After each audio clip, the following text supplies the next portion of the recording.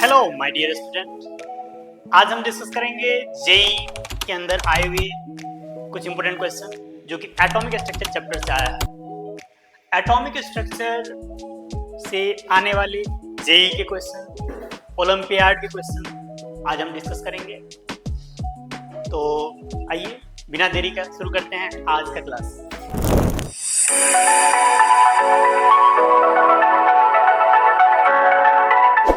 The very first question is, which of the following is the energy of a possible excited state of hydrogen? Hydrogen के लिए कौन सा किसी possible excited state के लिए energy होगा? ये जे में 2015 में आया था, 2015 में। क्वेश्चन है कि परमिसिबल एक्साइटेड स्टेट कौन सा हो सकता है जिसमें कि ये एनर्जी है। तो आप सभी को पता होना चाहिए, अगर हाइड्रोजन एटम है तो n इक्वल टू 1 में जो एनर्जी होता है दैट इज -13.6 इलेक्ट्रॉन वोल्ट। और आपको फॉर्मूला भी पता होगा, एनर्जी का फॉर्मूला होता है -13.6 Z² बाय n²।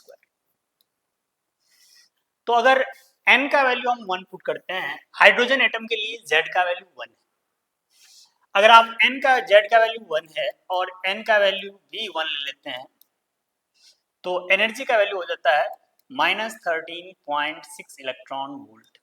तो एनर्जी लेवल 1 में एनर्जी कितना है? -13.6 इलेक्ट्रॉन वोल्ट।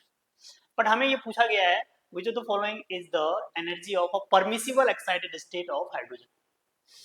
तो पॉजिटिव में वैल्यू हो सकता है क्या? नहीं। पहली बात तो एनर्जी का वैल्यू जैसे जैसे आप n=1 से इनफाइनाइट तक जाएंगे सारे वैल्यू निगेटिव में होते हैं, इनफाइनाइट पे एनर्जी जीरो हो जाता है। Negative sign in the expression of energy represent attraction of electron towards nucleus. So energy value is negative. So this value is incorrect and this value is also incorrect. अगर आप n का value 2 put करते हो इसी equation के अंदर, n का value 2 put करेंगे, अगर आप n का वैल्यू 2 लेके चलते हैं तो वहां पे एनर्जी होता है -3.4 इलेक्ट्रॉन वोल्ट। और हमारे पास ऑप्शन में दिया भी हुआ है ना। ये किस एक्साइटेड स्टेट में है? तो फर्स्ट एक्साइटेड स्टेट में है। ये ग्राउंड स्टेट हो गया, this is ground state.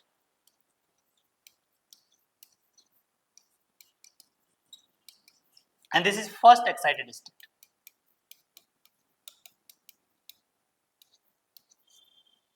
First excited state. आप इसी फॉर्मूले में जब n का वैल्यू 3 पुट करोगे, n का वैल्यू 3, तो ये जो एनर्जी होता है -1.51 इलेक्ट्रॉन वोल्ट होता है। यानी कि एनर्जी का वैल्यू लगातार वैल्यू मैग्नीट्यूड वाइज डिक्रीज होता जाएगा। ओके, बट हाँ ओवरऑल वैल्यू जो है इंक्रीज हो रहा है क्योंकि नेगेटिव साइन लगा हुआ है।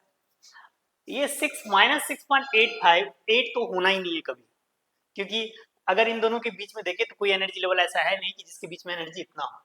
यानी कि हमारे पास जो एप्रोप्रिएट ऑप्शन है वो एक ही ऑप्शन है, थर्ड ऑप्शन। और so third option is the right answer of this question. I hope आपको अच्छे से क्लियर होगा। मूव करते हैं अगले क्वेश्चन की तरफ। Let's move to the next, talk to the next. And the next question is, if the principal quantum number n is equal to 6, the correct sequence of filling of electron will be। तो हमें different energy level के basis पे बताना है कि अगर n का value 6 हो जाए तो करेक्ट सीक्वेंस क्या हो सकता है। तो एक एक करके ऑप्शन चेक करेंगे और हम यहाँ पे यूज करेंगे n+l रूल। आपको पता होगा जिस सबसेल के लिए n+l का वैल्यू ज्यादा होता है उसका एनर्जी भी ज्यादा होता है। सिर्फ जिस सबसेल के अंदर, स्पेशली जिस ऑर्बिट में n+l का वैल्यू ज्यादा, उसका एनर्जी भी ज्यादा। और वो प्रिंसिपल भी यही कहता है, electron should be filled in increasing order of their energy level. और उसको हम एक्सप्लेन करते हैं n+l रूल से। n+l वैल्यू ज्यादा तो एनर्जी ज्यादा। तो इसमें जो ऑप्शन n का वैल्यू 6 दिया है, सब में आप इसमें 6 पुट कर लीजिए। तो अगर आप 6 पुट करेंगे तो किस तरह के ऑप्शंस बनेंगे? तो ये हो जाएगा 6s, then this will be 6p, after that this will be 6 minus 1, that is 5d, and this will be 6 minus 2, that is 4f. okay, next ये सेकेंड ऑप्शन में देखते हैं। सेकेंड ऑप्शन में ns यानी 6s, then 5d, after that this is 6 minus 2, that is 4f, and then 6p. next is 6s, 6 minus 2, that is 4f, then 6 minus 1, that is 5d, and then 6p. यहां पे हो जाएगा 6s, 6 minus 2, that is 4f, और np यानी 6p, and this is 6 minus 1, that is 5d. Clear? या तो आप n plus L rule follow कीजिए, या फिर आपको डायरेक्ट सीक्वेंस पता है तो भी आप टिक कर सकते हैं। अगर आप n प्लस एल वैल्यू, आपको पता होना चाहिए s ऑर्बिटल के लिए l का वैल्यू होता है 0, p ऑर्बिटल के लिए एजिमुथल क्वांटम नंबर l का वैल्यू होता है 1, d ऑर्बिटल के लिए l का वैल्यू होता है 2, और f ऑर्बिटल के लिए l का वैल्यू होता है 3। यहाँ पे जो पीछे में 6 लिखा हुआ है, ये 6 क्या है? This is n, the value of principal quantum number. तो अगर इसके लिए हम n प्लस एल वैल्यू निकालते हैं, अब हम सारे ऑर्बिटल के लिए इसके नीचे हम n प्लस एल वैल्यू निकाल देते हैं, तो इसमें क्या हो जाएगा? 6 plus 0, that is 6, this is 6, okay. इसके लिए हो जाएगा 6 plus 1, n plus L value की बात कर रहे हैं हम, this will be equal to 7। ये हो जाएगा 6 प्लस, और d ऑर्बिटल के लिए l का वैल्यू है 2, तो 6 plus 2, this will B 8। Here 4 plus, और f ऑर्बिटल के लिए l का वैल्यू है 3, तो 4 plus 3 will be 7, 4 plus 3 will be 7। तो यहां पर जो वैल्यूज हमने निकाला है n प्लस एल का, वो हमारे पास 6 है, 7 है, 8 है और 7। अब बाकी ऑप्शन भी देख लेते हैं। यहां पे क्या हो जाएगा? 6 plus 0, that is 6, 6 plus d orbital के लिए था 2, तो 6 plus 2, that is 8, 4 plus 3, that is 7, 6 plus 1, that is 7। Next 6 plus 0, that is 6, 6 plus 3, that is 7, 5 plus d orbital के लिए 2 है, 5 plus 2, that is 7, 6 plus 1, that is 7। Next one 6 plus 0, that is 6, 4 plus 3, that is 7, 6 plus 1, that is 7, 5 plus 2, that is 7। n plus l rule अगर आपको अच्छे से मालूम हो तो एक और बात है इसमें, अगर n plus l value same होता है तो ऐसे केस में हम देखते हैं जिसका n यानी प्रिंसिपल क्वांटम नंबर ज्यादा होता है उसका एनर्जी भी ज्यादा होता है। तो पहली बात, जो पहला ऑप्शन है उसमें हाँ, ये n प्लस एल रूल के फॉलो करते हुए ऑप्शन नहीं बना है, पहला ऑप्शन गलत, क्योंकि यहाँ पे 6 आया, 7 आया, फिर 8 आया, फिर 8 के बाद फिर कम आने लगा, 7 आ गया। दूसरा ऑप्शन में है 6 8 7 7, तो ये भी गलत है क्योंकि यहाँ पर वैल्यू पहले बढ़ा फिर घट गया n प्लस एल का वैल्यू। जो आपका थर्ड ऑप्शन है उसमें देखिए 6 7 7 7 लगातार 7 आ रहा है। अब इसमें हमें देखना होता है कि अगर n प्लस एल का वैल्यू सेम है तो हम देखते हैं प्रिंसिपल क्वांटम नंबर n का वैल्यू जिसका ज्यादा होगा उसका एनर्जी भी ज्यादा होगा। तो ये 6, यहाँ पे 7, लेकिन हाँ यहाँ पे जो n का वैल्यू है वो 4 है, इसमें n का वैल्यू है 5, इसमें n का वैल्यू है 6, तो यस n का वैल्यू इंक्रीज हो रहा है तो एनर्जी भी इंक्रीज करेगा।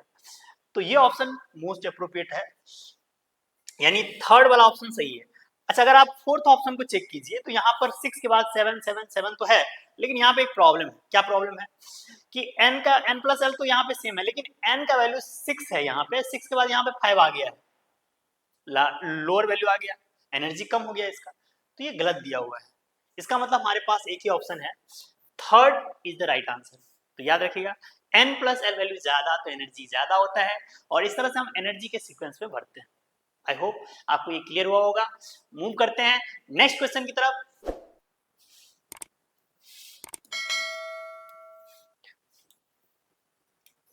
नेक्स्ट क्वेश्चन जो है ये TSE talent search examination olympiad का क्वेश्चन है, और इसमें क्वेश्चन में पूछा गया है the radiation with maximum frequency is, radiation वो रेडिएशन बताओ जिसका मैक्सिमम फ्रीक्वेंसी है, ये कैसे बताएं हम।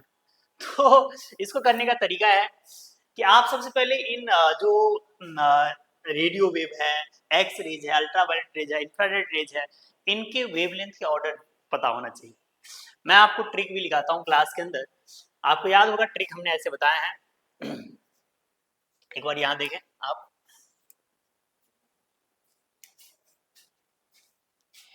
कसम से यार SUV car in my dad, कसम से यार XUV car in my radar.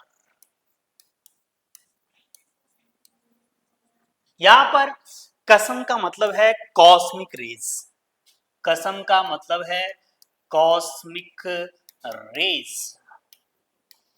यहां पर से सेंटेंस कंप्लीट करने के लिए है, वाई और गामा एक तरह से होता है, सिमिलर होता है, तो ये है गामा रेज, ठीक है, gamma raise.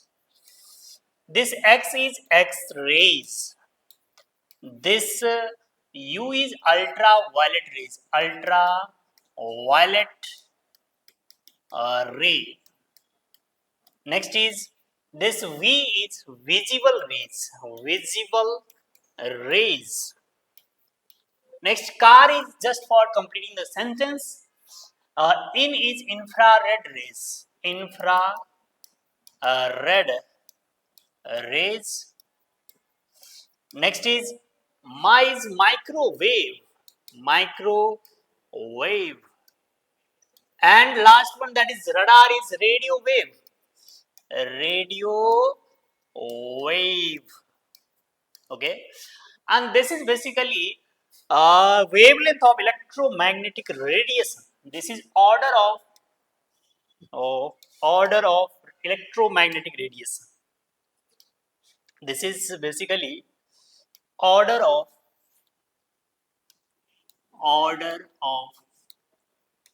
electromagnetic wavelength, order of wavelength of wavelength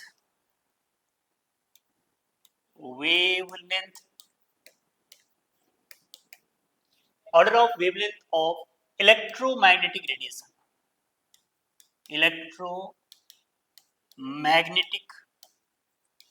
magnetic radiation. इस ऑर्डर के हिसाब से अगर आप देखें तो सबसे ज्यादा वेवलेंथ जो है यहां पर रेडियो वेव का होता है, और ये डिक्रीजिंग ऑर्डर है, मतलब इंक्रीजिंग ऑर्डर। सबसे कम जो है, सबसे कम वेवलेंथ होता है कॉस्मिक रेज का, और सबसे ज्यादा वेवलेंथ होता है रेडियो वेव का। गेटिंग, यानी कि ये इंक्रीजिंग ऑर्डर ऑफ वेवलेंथ है। एक बात याद रखिएगा, वेवलेंथ जितना ज्यादा होगा तो फ्रीक्वेंसी उतने ही कम होते हैं, फ्रीक्वेंसी उतने ही कम होते हैं, क्योंकि आपको पता होगा C इक्वल टू होता है न्यू लैम्डा। यहां से आप अगर लैम्डा निकालना चाहते हैं तो ये हो जाएगा C by nu. So lambda के इनवर्सली प्रोपोर्शनल होता है फ्रीक्वेंसी, जिसका वेवलेंथ ज्यादा है उसका फ्रीक्वेंसी कम होगा। अब इस क्वेश्चन को आप कीजिए, बड़ी इजीली क्वेश्चन सॉल्व कर लेंगे आप। यहां पे क्वेश्चन पूछा गया the radiation with maximum frequency, जिसका वेवलेंथ सबसे कम होगा उसका फ्रीक्वेंसी सबसे ज्यादा होगा।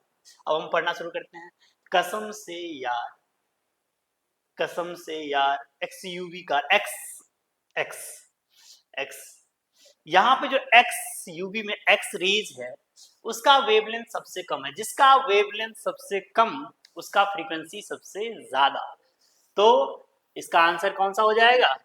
इसका आंसर हो जाएगा फर्स्ट ऑप्शन, क्योंकि एक्स रेज का वेवलेंथ कम है और इसका फ्रीक्वेंसी जो होगा वो ज्यादा होगा, यानी मैक्सिमम जो ऑप्शन हमें गिवन है उसमें।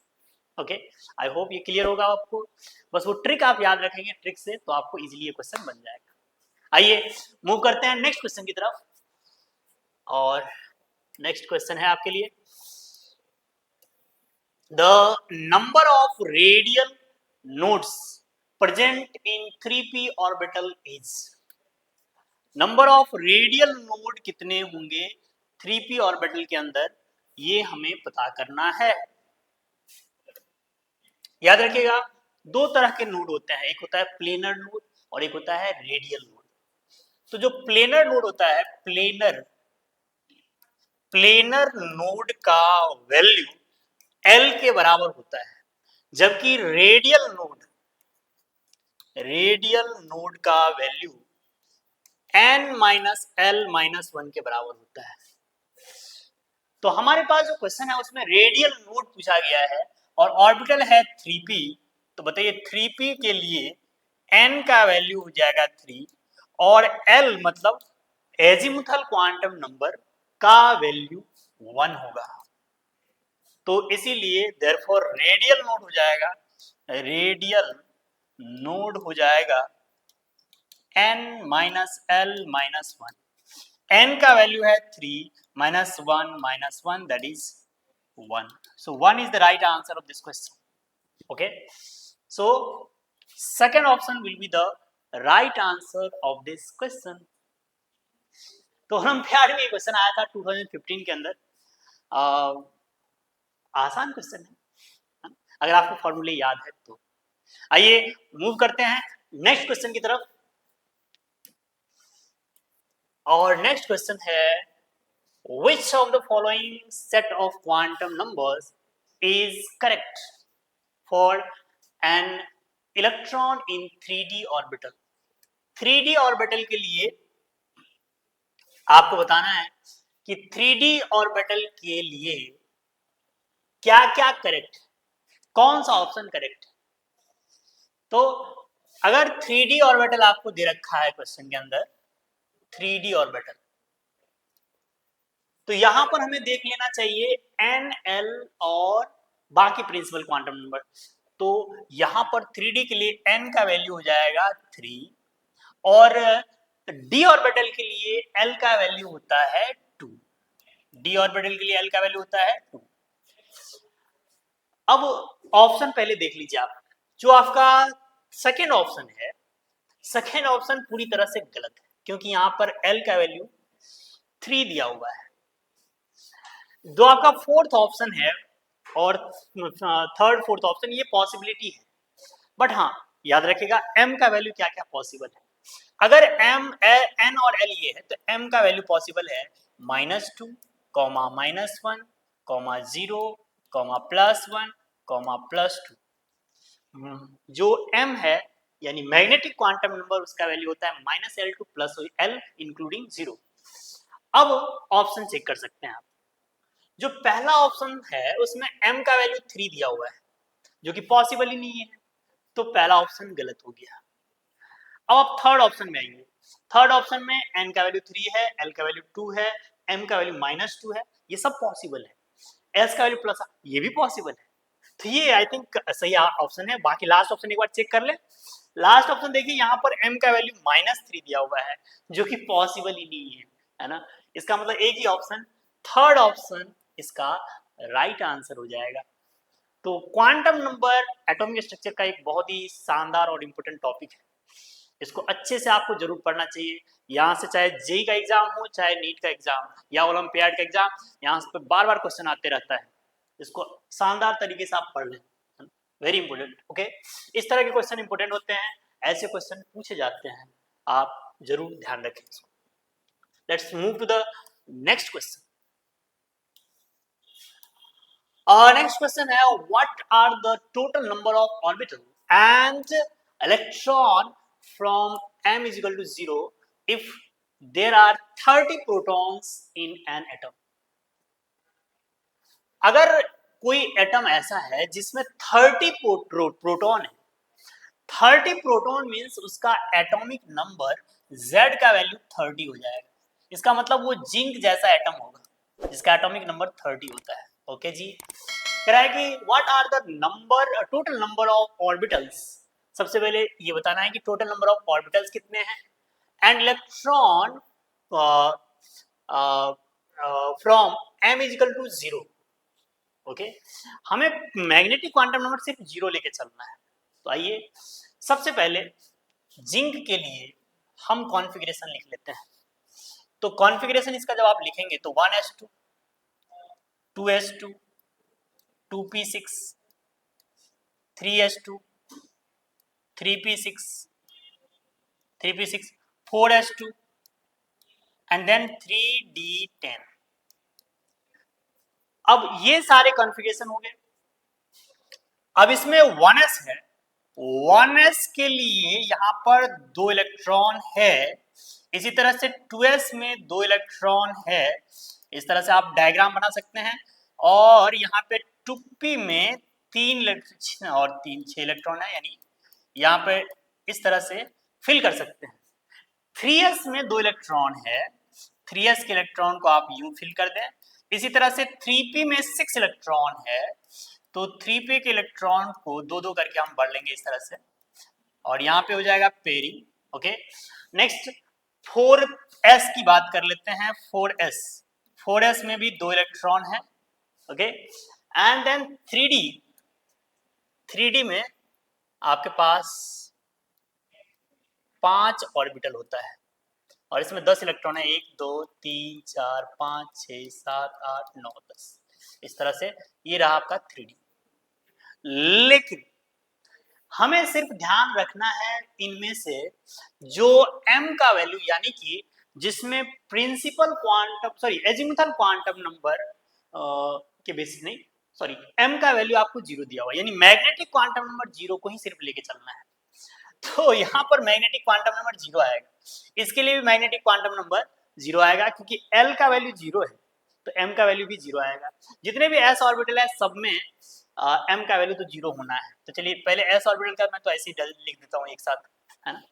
बट हाँ, 2p ऑर्बिटल में 3 तरह के है M का वैल्यू। यह है -1, यह है 0 और यह है +1। यहाँ पे भी -1 0 +1। यहाँ पे क्या क्या होगा, यहाँ पे d ऑर्बिटल के लिए 2 होता है L का वैल्यू, तो ये हो जाएगा -2 -1 0 +1 +2। इन सारे वैल्यूज में से हमें सिर्फ m का वैल्यू 0 कंसीडर करना है। तो 0 कंसीडर करते हुए कितने ऑर्बिटल हो गए, 1 2, यहां पर एक है तो ये 3 हो गया, 4 हो गया, 5 हो गया, 6 हो गया और 7 हो गया। यानी हमारे पास जो नंबर ऑफ ऑर्बिटल हुए हैं कितने हो गए, 7। एक ही ऑप्शन में दिया हुआ है 7, और हर एक ऑर्बिटल में 2 इलेक्ट्रॉन होता है, तो 7 2 जा 14। नंबर ऑफ इलेक्ट्रॉन कितने हो जाएंगे, 14। So right answer will be third option. यहां से देख सकते हैं आप, जो राइट आंसर होगा कौन सा होगा, third option is the right answer of this question. Getting? तो आई होप आपको ये क्वेश्चन भी क्लियर होगा अच्छे से।